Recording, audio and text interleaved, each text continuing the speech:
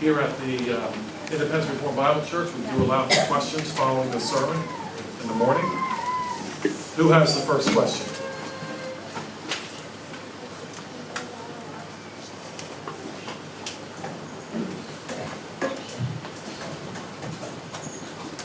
Pastor, in chapter 7, verse 5, do not deprive one another except perhaps by agreement for a limited time, that you may devote yourselves to prayer and then come together again, so that Satan may not tempt you because of your lack of self-control. Now, I have over and over and over heard this verse taught and applied to not necessarily encourage, but at least justify the idea of marital separation to fix some kind of problem. Is that an appropriate application and understanding of that verse in the context that it sits in? Yes, Sid, my understanding not from that verse. Because Not from that not verse. from that particular verse. If you're going to get there, you're going to have to get it someplace else. Is there another place Not that concept is found in Scripture? Not that I know of. We do have the idea of shall we say, separation to work things out.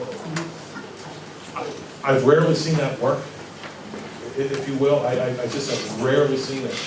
I would much rather see a husband and wife, whoever's at fault.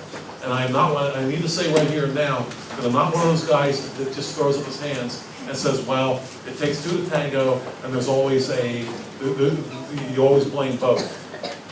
I don't believe that. I believe there are times when one person has done something that person shouldn't have done.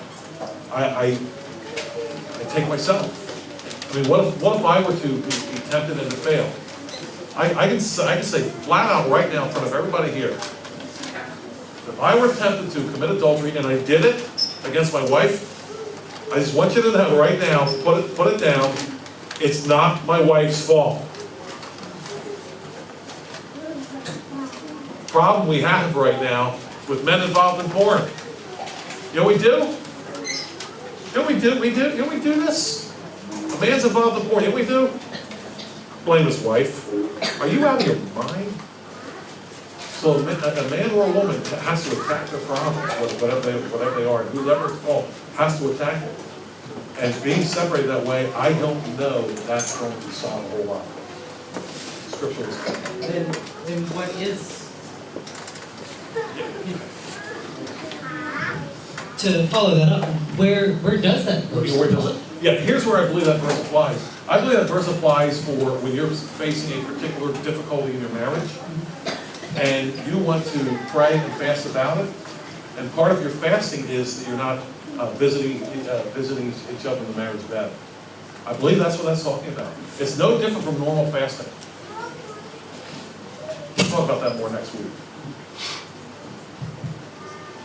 Because he's going to address, I think it's there for purpose. He's going to address single people next week. So in a sense, he's saying you're going to live singly, in a sense, very briefly. That's why I think it's right. It's placed right where it is. Good question. Who else has a question?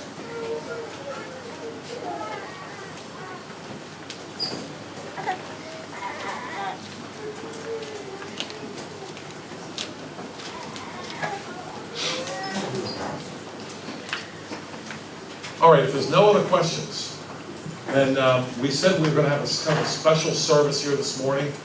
And I'm going to return to the pulpit just briefly, very briefly, and I'll tell you what we're doing.